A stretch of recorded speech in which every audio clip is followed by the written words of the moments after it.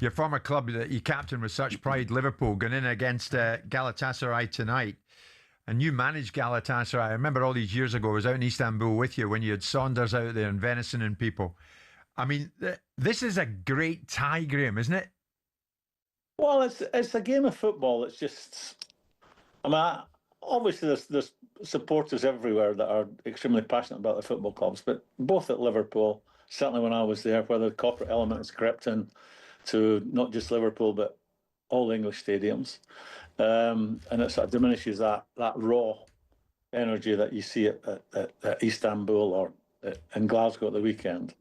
It'll be a sensational game. The atmosphere will be incredible. You know, you've been there, Jim. You know what it's like. They go in there, the supporters be in there 3 hours before the stadium, making all that noise, and you think, how by the time we kick off they'll run out of steam, but that's not the case.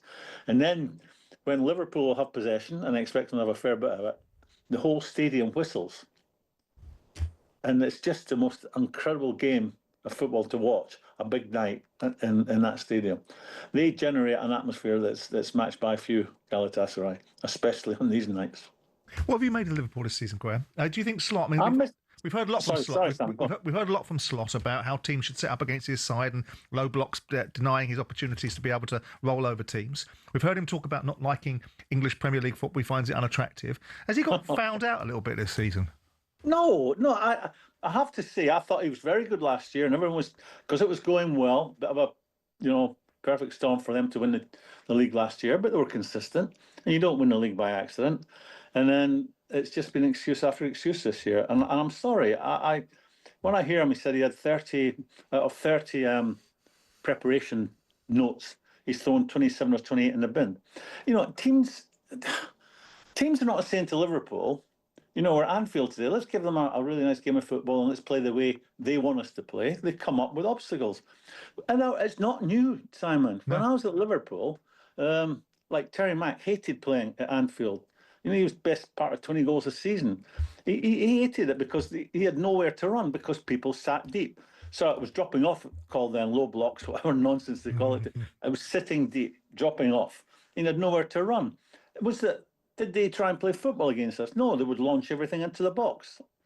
They would try and put a few of us on our back. Sorry, our backsides to see if we really fancied it on the day. If you play for Liverpool, that is the price on the ticket. You're going to be confronted by raw aggression, not so much in the modern game. You're going to be confronted by people wasting time. You're going to be confronted by people launching it into the box. Deal with it. Embrace it. Know it's coming and get on with it and do the business. They did it last year. Parking that for a minute. There were a lot more. I could talk for a long time about it, but basically, they're not as aggressive when they don't have the ball. You know, when you talk about, again, closing down, sorry, modern term, pressing. When you close down, you have to do it collectively. It only takes one to do it at 95%, not 100, when you all go for it, and the whole system breaks down. And I just feel Liverpool, they talk about players in Liverpool's midfield being good at this and good at that. There's some of them are very good in the ball, but not so good at, you know, working hard when you don't have the ball and making life, Jim, let me think, making life easy for the guys behind you. Because if you're putting the ball under pressure all the time with the front and the midfield, it makes life very easy for your central defenders and a couple of fullbacks. So for me, they're not the same team. And I would imagine that dressing room, you have to point out Salah is not turned up this year. The numbers tell you that. How many games in the last 7 years has he been the difference in terms of creating or scoring a goal that would change a game? That's a big problem for them, replacing that. Yeah. Isak, who I think is a player and has proven he can play in our league, is fragile and he's been out. That might have made a big difference if he had been replacing Salah's goals. But they have to stick together at this time. And I'll say this to finish, because I'm talking a lot. It would not be beyond them to win the Champions League, because they've still got that 90 minutes of greatness in them. And it could happen whenever. Again, do Liverpool need to win the Champions League to allow Slot to stay in his job? Jimmy, I wouldn't answer that one. I just know that they have to improve. You know, he had a glorious year last year. You know, he inherited. You don't get a job normally as a football manager because the club's going well. But that was one of the rare occasions where he walked into Anfield and inherited a great situation. Yeah. Normally the roof's caving in. And, he managed to add, people were saying how different he was doing things. I don't think it changed too much looking at him last year from my eyes. This year, you can bet he has done everything the same. Starting training at the same time, using the same words, using the same training methods, same preparation for games, and it's not happened. So he'll be scratching his head why they've dropped off so much. You can go from, I can't really see you, but you don't go from there. You can go from there to there. You can't go from there, and drop down to being an average team at times. And that's what's happened to them too many times this year. Yeah. Just to finish, Graeme, and you are going well, and we're delighted you've joined us. Would it be un-Liverpool-like to see the club dump Slot so soon after winning the Premier League? Jim, I wouldn't get into that. I know you want me to I know what you want me to say, but I wouldn't. I think Liverpool is a great football club, and historically, they give their managers lots and lots of time to get it right. Graeme Souness with us moments ago, live on the show. Didn't seem, Simon, to be too keen to be drawn on Arne Slot's future. Didn't want to get involved in that kind of chat. Regardless of that, it's 100 games for Slot tonight as they go in against Galatasaray in Istanbul. This is Slot ahead of it. Well, first of all, it makes me really proud that I've become the Liverpool manager, and that is going to be my 100th game. I don't think I have a bad track record in those 100 games, although sometimes you get a different feeling about that if I have to listen to everything. But makes me proud, and I'm looking. And it's nice that the 100th game is such a nice game to play. Champions League last 16 away game against Galatasaray. So. But as always, it's never about the manager. It's always about the players. I try to prepare them just as good as all the other 99 games I've done before. But it's always the players who have to then perform. And I've been very lucky that I've been given a very good team in both seasons, last season and this season. And I have all the trust that these players will perform at the levels we are used to of a Liverpool team. Simon, a century for Arne Slot tonight. How would you sum it up?